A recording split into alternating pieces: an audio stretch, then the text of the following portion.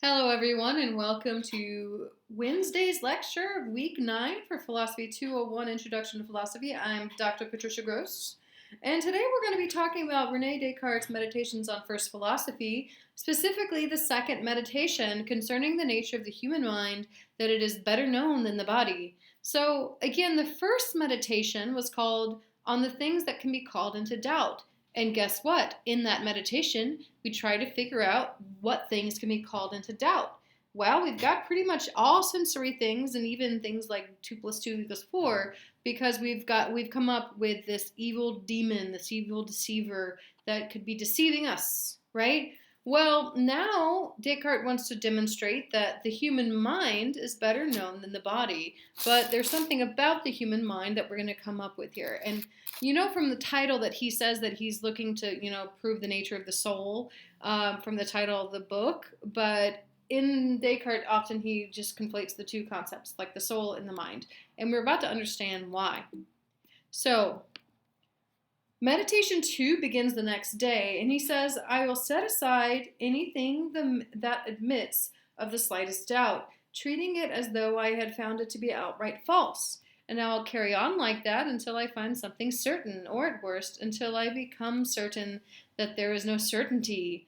Archimedes said that if he had one firm and immovable point, he could lift the world with a long enough lever.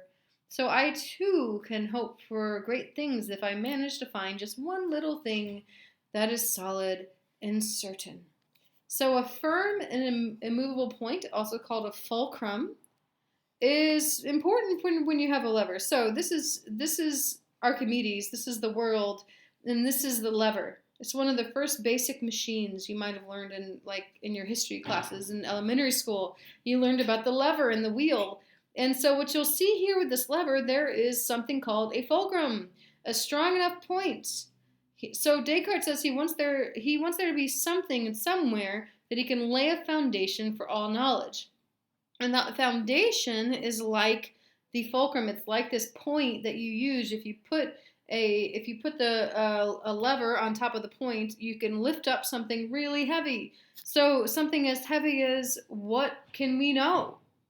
Right? Well, we have to find some foundation for all knowledge, or we have to find out that there's no foundation and we can't know anything at all. Okay?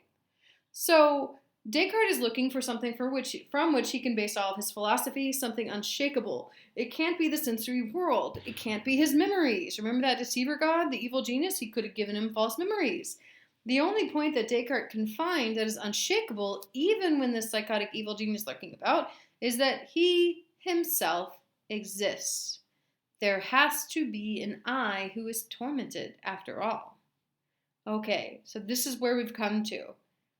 If he is being tormented, there must be an I. What does that mean? Descartes comes to the question of what he exactly is. His body is not who he is, really, because of his entire conception of his own body could come from the deceiver. Just like in a lot of ways when you're dreaming, sometimes you dream that you're a different person or you have a different body altogether, or that your own body is different than it actually is.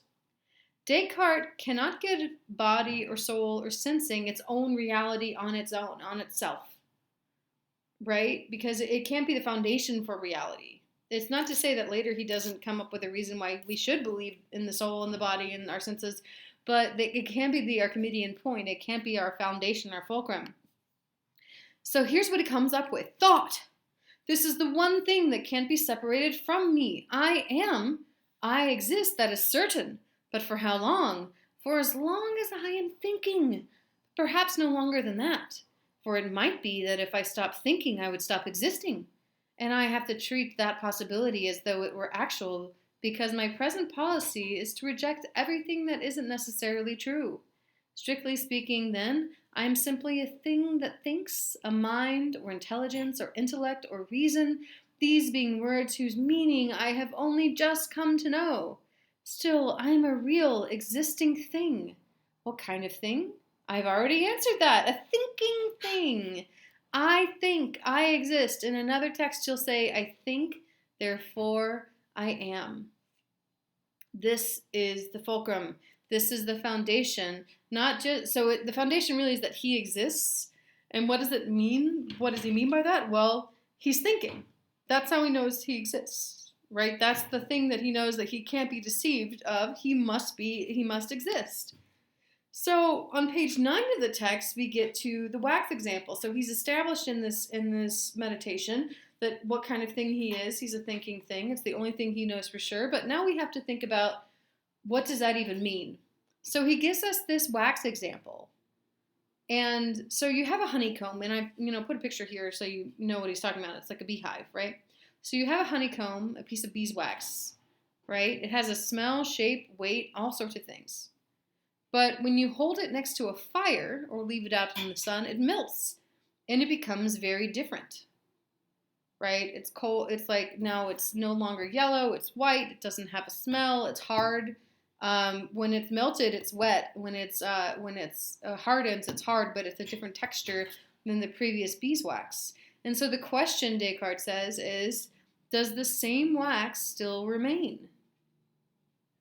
Okay, and this ultimately is the question of something called qualia, which is how we experience objects in the world. It's our experience or understanding of it. It's our sensation, right? So Descartes' asking, what remains when you have removed everything that doesn't, quote, belong, unquote, to the wax? The wax, upon being melted, does not look, smell, feel, or taste the same. Why is it still the same wax? How do I know that?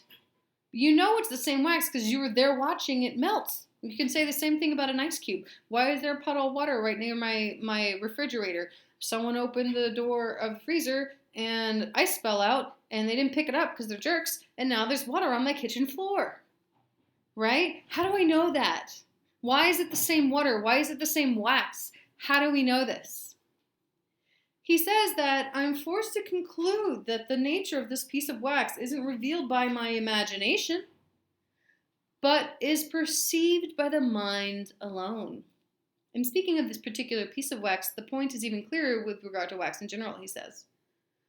This wax that is perceived by the mind alone is, of course, the same wax that I see, touch, and picture in my imagination. So your imagination in this case is like when you close your eyes and you can picture a piece of wax. You can probably close your eyes and picture the picture of the wax that's on that was on a couple slides ago, right? So that picture is now kind of in your imagination unless you open your eyes and you see the picture here. So he says, in short, the same wax I thought it to be from the start. But although my perception, that is his sensing of the wax, although my perception of it seemed to be a case of vision and touch and imagination, it isn't so and it never was. Rather, it is purely a perception by the mind alone, formerly an imperfect and confused one, but now clear and distinct because I am now concentrating carefully on what the wax consists in.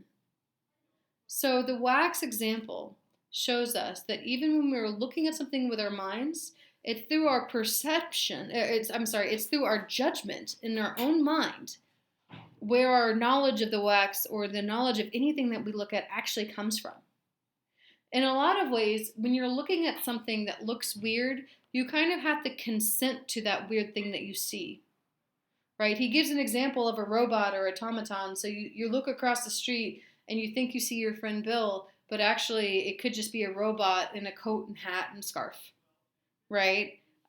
So how do we know it's Bill and not a robot, right? Well, it's my judgment that determines, right? It's not my eyeballs. It's my judgment that says that's Bill. Just like it's your judgments, or say, for example, I know you all know this feeling. Some of you do anyway. You know when you're like waiting for a ride, your friend or your mom or your dad or something or your brother is supposed to pick you up, right? And you're waiting for this ride and the person isn't coming. And they're not coming, and they're not coming, but you see cars come down the street, and you kind of think it might be them, but you know it's not. And then when you do see their car, you recognize it, and you know it's their car. Well, it's not your perception of the car, it's not your vision of the car that makes you know it's the car. It's your acceptance, right? It's your actual thinking part that accepted that the thing you were seeing was the thing you were expecting. This is your parents' car. This is your friend's car, right? So it's the mind that is doing the perceiving ultimately. When you hear something that someone said, but you hear it wrong, And you're like, what? You want to eat pineapple salad for dinner? And they're like, no, I just asked you what you wanted for dinner.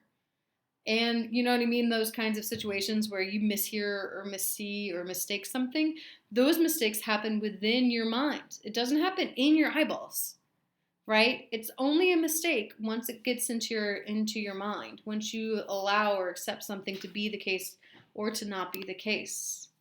Okay, so that's it for week nine's lecture. The second lecture, week nine, you have your discussion board activities. You have to answer 10 of the following questions, and you don't have to respond to your classmates' posts this week. They're just reading questions. And when I write reading questions, they're always in order, right? So they're actually quite useful to actually look at the reading questions while you are reading, and I recommend it. Next week, we're going to be reading Jean-Paul Sartre, and we're going to be looking into the fun world of French existentialism, and I'm looking forward to it. Everyone, have a wonderful and safe rest of your week. Goodbye.